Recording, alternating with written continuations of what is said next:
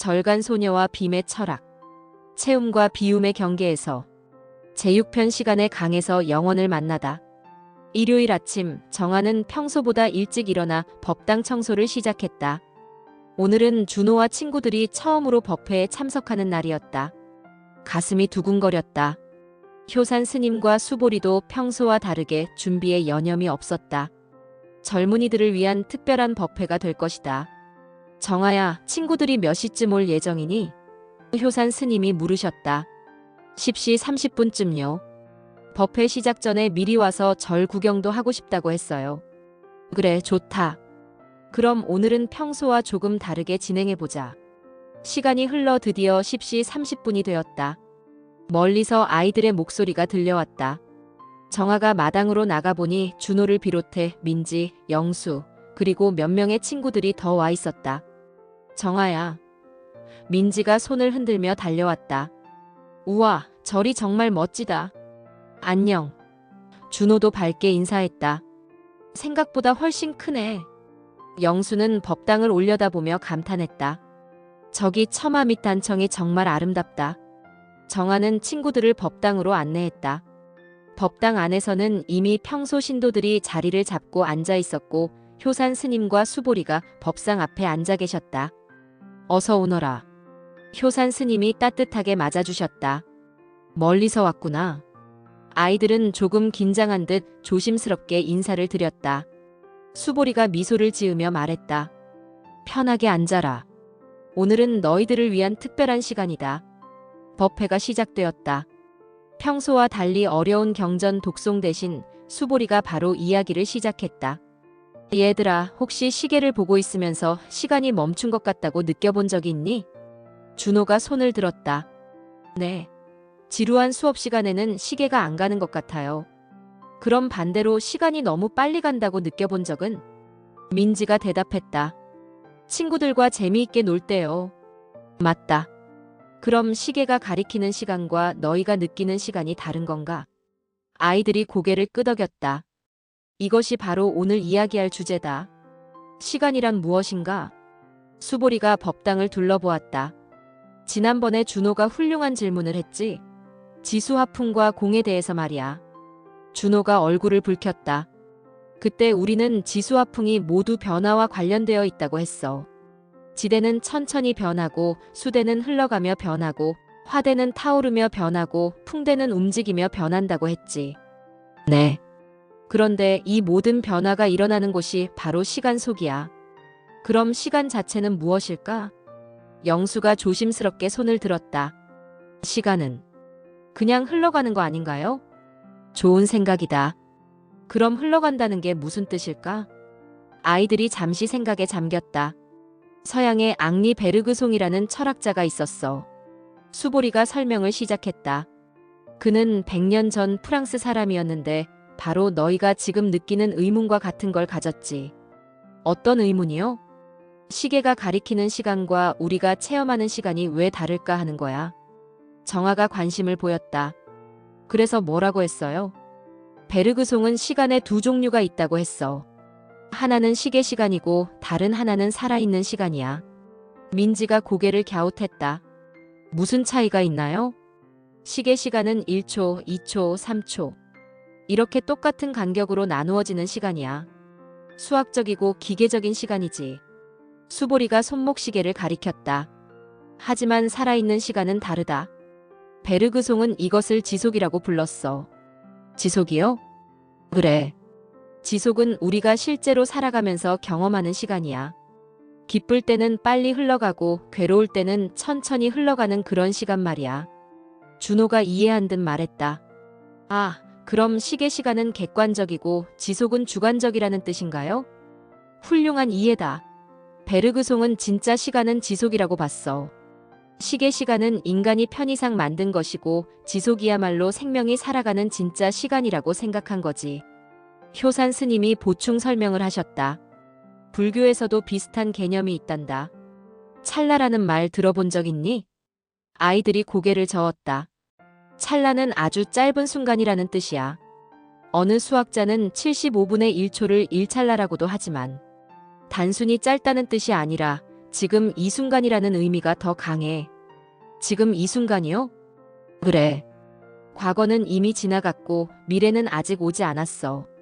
진짜로 존재하는 것은 오직 지금 이 순간뿐이지. 민지가 손을 들었다. 그런데 지금 이 순간도 계속 지나가잖아요. 아주 좋은 질문이다. 수보리가 박수를 쳤다.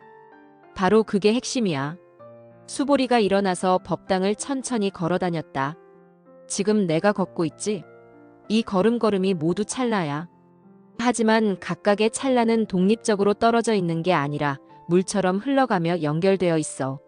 아, 이것을 베르그송의 말로 하면 지속이고 불교의 말로 하면 찰나찰나의 연속이야. 둘 다 시간을 살아있는 흐름으로 보는 거지. 영수가 질문했다. 그럼 시계 시간은 가짜인가요? 가짜라기보다는 도구라고 할 수 있어. 수보리가 답했다. 시계 시간도 필요해. 약속 시간을 정하거나 기차 시간표를 만들거나 할 때 말이야. 네. 하지만 진짜 삶은 지속 속에서 이루어져. 예를 들어 너희가 친한 친구와 대화할 때를 생각해봐. 시계로는 30분이었지만 너희에게는 5분처럼 느껴졌다면 어느 쪽이 더 진실일까? 준호가 생각하더니 말했다. 5분처럼 느껴진 쪽이요. 그게 제가 실제로 경험한 거니까. 바로 그거야. 베르그송은 그것이 더 진짜 시간이라고 봤어. 정아가 궁금해했다. 그럼 지수화풍과는 어떤 관계가 있어요? 아주 좋은 연결이구나. 수보리가 기뻐했다. 지수화풍은 모두 시간 속에서 변화해. 그런데 그 변화에도 리듬이 있어. 리듬이요? 지대는 아주 천천히, 수대는 흘러가듯이, 화대는 빠르게 타오르며 풍대는 바람처럼 빠르게 변해. 각각 다른 시간의 리듬을 가지고 있는 거야. 효산 스님이 덧붙이셨다. 우리 몸도 마찬가지야. 뼈는 천천히 변하고 지대, 혈액은 순환하며 수대, 체온은 올라갔다 내려갔다. 하고 하대, 호흡은 들숨 날숨을 반복하지 풍대. 민지가 신기해했다. 우와, 그럼 우리 몸이 여러 개의 시간으로 살고 있다는 거네요. 정확해. 그래서 때로는 몸은 피곤한데, 마음은 활기차거나 반대로 몸은 멀쩡한데 마음은 지친 경우가 있는 거야. 준호가 자신의 심장 박동을 느끼며 말했다. 지금 제 심장이 뛰는 것도 하나의 시간이네요. 그렇다. 너만의 고유한 시간이지. 그럼 다른 사람과 제가 느끼는 시간이 다를 수도 있다는 건가요? 물론이야. 베르그송은 각 개인마다 고유한 지속이 있다고 봤어. 내 지속과 정아의 지속, 민지의 지속이 모두 달라. 아이들이 서로를 바라보았다. 신기한 기분이었다. 그런데 영수가 질문했다. 그럼 공과는 어떤 관계가 있나요? 수보리의 눈이 반짝였다. 최고의 질문이구나. 수보리가 잠시 생각하더니 말했다. 지수화풍은 모두 시간 속에서 변화해. 베르그송의 지속도 불교의 찰나도 모두 변화와 흐름을 이야기하지. 그런데 그 모든 변화가 일어나는 바탕 자체는 무엇일까? 아이들이 집중했다. 예를 들어 영화를 생각해봐. 영화 화면에서는 여러 장면이 빠르게 변해가지. 하지만 그 장면들이 비춰지는 스크린 자체는 변하지 않아. 아, 지수화풍의 변화는 영화의 장면이고 시간의 흐름은 영화 필름이 돌아가는 것이야. 그럼 스크린은 무엇일까? 정아가 깨달았다는 듯 말했다. 공이요. 바로 그거다. 공은 시간을 초월해 있어. 시간 속에서 일어나는 모든 변화를 담고 있으면서도 그 자체는 변하지 않는 거야. 준호가 이해하려고 애썼다. 그럼 공은 시간 밖에 있다는 뜻인가요? 밖에 있다기보다는. 수보리가 신중하게 말했다.